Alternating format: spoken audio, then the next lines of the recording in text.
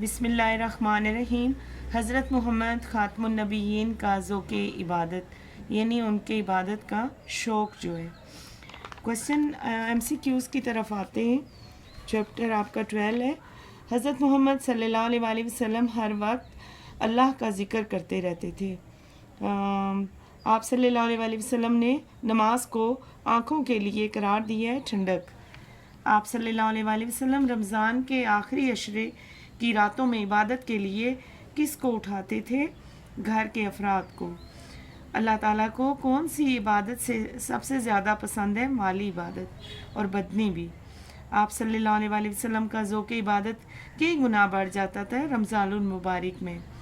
मुख्तसर जवाब दें। आप सल्लल्लाहु अलैहि वसल्लम के कदमीन ने मुबारक में किस वजह से वरम आ जाता था? इबादत गुजारी और ज़िक्र इलाही की वजह से। पहली बात है, ये मैंने लिखा है। इसके बाद आप अगर इसको थोड़ा सा डिटेल में लिखना चाहते हैं तो आप सल्लल्लाहु अलैहि वसल्लम तहज्जुद की नमाज में इतनी देर तक क़याम फरमाते थे कि उनके कदमैन मुबारक में वरम आ जाता है। यहाँ से लेकर यहाँ तक आप लिख दें, साथ में हदीस ऐड कर दीजिए, सही बुखारी में है। क्वेश्चन नंबर 2 है, आपकी रात की नमाज की 2 खूबियाँ क्या थीं? 55 पेज पे आ जाइए। यहाँ से आप इसका स्टार्ट करेंगे आंसर।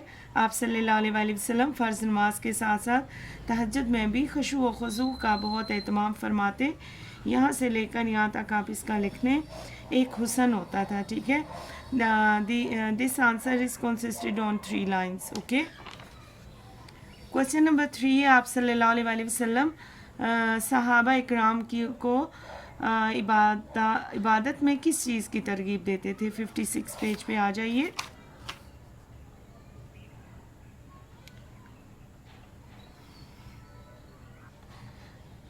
क्वेश्चन नंबर 3, आप सहाबा इकराम को इबादत में किस चीज़ की तरगीब देते थे? आप बेटा यहाँ से इसका आंसर लिखें कि आप सल्लल्लाहु अलैहि वसल्लम जो है वो सहाबा को माली और बदनी इबादत ज़िक्र व इज़कार के फ़ज़ाइल में बयान फरमाते थे ताकि सहाबा को इबादत का शौक़ हो। ठीक है, यहाँ से लेकर आप इसका आंसर यहाँ तक भी मेंशन कर लें। ठीक, इसके बाद है, आप सल्लल्लाहु अलैहि वसल्लम के ज़ौक़ इबादत में किस महीने में बहुत ज़्यादा इजाफ़ा हो जाता था? आप सल्लल्लाहु अलैहि वसल्लम का ज़ौक़ इबादत पूरे साल ही कायम रहता। रमज़ानुल मुबारक में इस ज़ौक़ में कई गुना इजाफ़ा हो जाता है। यहाँ से लेकर यहाँ तक लिख लीजिए। क्वेश्चन नंबर 5, हज़रत नबी अकरम सल्लल्लाहु अलैहि वसल्लम की इबादत में खुशू व खुज़ू की क्या कैफ़ियत थी? आप इसका आंसर यहाँ से लिख सकते हैं कि आप सल्लल्लाहु अलैहि वसल्लम सहाबा को भी इखलाक, खुशू व खुज़ू और आला इखलाक के साथ इबादत की तरगीब देते। और आपकी कैफ़ियत ये थी कि दौरान नमाज इस कदर रिक्कत तारी हो जाती कि आपकी दाढ़ी मुबारक आंसुओं से तर हो जाती।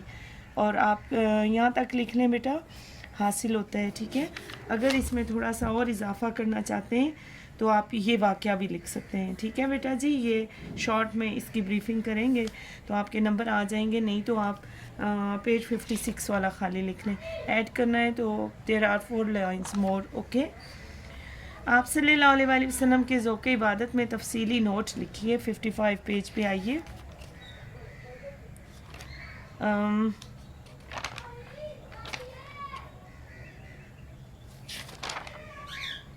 ज़ौक़ इबादत में आप इसको स्टार्ट से यहाँ से भी लिख सकते हैं। नबी करीम सल्लल्लाहु अलैहि वसल्लम का ज़ौक़ इबादत और नमाज में खुशू खुज़ू का आइनादार है।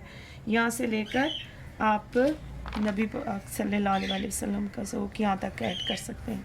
ठीक है जी, ये पहले सवाल का जवाब है। आप सल्लल्लाहु अलैहि वसल्लम के नमाज के ज़ौक़ के हवाले से आपके मामूलात का जायज़ा पेश करें तो ये 55 और 56 पेज में दोबारा यहाँ से आप मेंशन कर सकते हैं, स्टार्ट से लेकर यहाँ तक। ठीक है, आप सल्लल्लाहु अलैहि वसल्लम के ज़ौक़ इबादत के उसवाए हसना को अपनी बदनी और माली इबादत में कैसे और कहाँ अमल में ला सकते हैं? तो 56 पेज का आप लिखेंगे। यहाँ से ये अज़वाज मुतहरात का ज़ौक़ हो जाएगा। आप दोबारा से लिखेंगे इसी में से दोबारा से लिखेंगे जो आपका स्टार्ट का पोर्शन है कि उसवा हसना में नबी पाक सल्लल्लाहु अलैहि वसल्लम की इबादत इस कदर थी कि उन्होंने हर वक्त अल्लाह ताला की इबादत में अपना वक्त गुजारा है, और ये हमारी ज़िंदगी के हर मैदान में हमारे लिए नबी पाक की इबादत कारआमद साबित हो सकती हैं। बहुत शुक्रिया, अपना ख्याल रखें, अपनी दुआओं में याद रखें, मेरा चैनल सब्सक्राइब करें और अपने फ्रेंड्स में भी शेयर करें। अल्लाह हाफिज़।